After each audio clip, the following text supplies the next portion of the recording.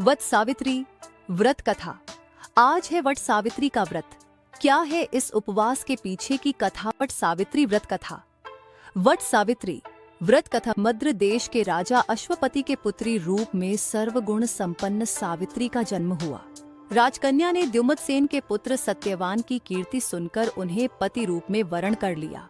यह बात जब त्रशिराज नारद को पता चली तो वे अश्वपति से जाकर कहने लगे, आपकी कन्या ने वर खोजने में निसंदेह भारी भूल की है। सत्यवान गुणवान तथा धर्मात्मा भी है, परंतु वह अल्पायु है और 1 वर्ष के बाद ही उसकी मृत्यु हो जाएगी। नारद की यह बात सुनते ही राजा अश्वपति का चेहरा उदास हो गया।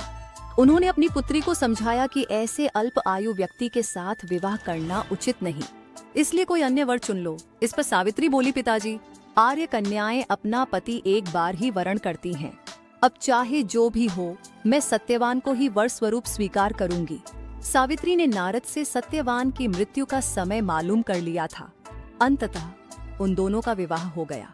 वह ससुराल पहुंचते ही सास ससुर की सेवा में रात दिन रहने लगी। समय बदला। ससुर का बल क्षीण होता देख शत्रुओं ने राज्य छीन लिया। नारद का वचन सावित्री को दिन प्रतिदिन अधीर करता रहा। उसने पति के मृत्यु का दिन नजदीक आने से 3 दिन पूर्व से ही उपवास शुरू कर दिया। नारद द्वारा कथित निश्चित तिथि पर पितरों का पूजन किया। नित्य की भांति उस दिन भी सत्यवान अपने समय पर लकड़ी काटने के लिए जब चला तो सावित्री भी सास ससुर की आज्ञा लेकर चलने को तैयार हो गई। सत्यवान वन में पहुंचकर लकड़ी काटने के लिए वृक्ष पर चढ़ा। वृक्ष पर चढ़ने के बाद उसके सिर पर भयंकर पीड़ा होने लगी। वह नीचे उतरा। सावित्री ने उसे बड़ के पेड़ के नीचे लिटाकर उसका सिर अपनी जांघ पर रख लिया। देखते ही देखते यमराज सत्यवान के प्राणों को लेकर चल दिए। कहीं कहीं ऐसा भी उल्लेख मिलता है कि वट वृक्ष के नीचे लेटे हुए सत्यवान को सर्प ने डस लिया था। सावित्री सत्यवान को वट वृक्ष के नीचे ही लिटाकर यमराज के पीछे पीछे चल दी। पीछे आती हुई सावित्री को यमराज ने उसे लौट जाने का आदेश दिया। इस पर वह बोली, महाराज, जहाँ पति वहीं पत्नी, यही धर्म है, यही मर्यादा है। सावित्री की धर्म निष्ठा से प्रसन्न होकर यमराज बोले, पति के प्राणों के अतिरिक्त कुछ भी मांग लो। सावित्री ने यमराज से सास ससुर के आंखों की ज्योति और दीर्घायु मांगी। यमराज तथास्तु कहकर आगे बढ़ गए। सावित्री अभी भी यमराज का पीछा करती रही। यमराज ने अपने पीछे आती सावित्री से वापस लौट जाने को कहा तो सावित्री बोली, पति के बिना नारी के जीवन की कोई सार्थकता नहीं। यमराज ने सावित्री के पतिव्रत धर्म से खुश होकर पुनः वरदान मांगने के लिए कहा। इस बार उसने अपने ससुर का राज्य वापस दिलाने की प्रार्थना की। तथास्तु कहकर यमराज आगे चल दिए।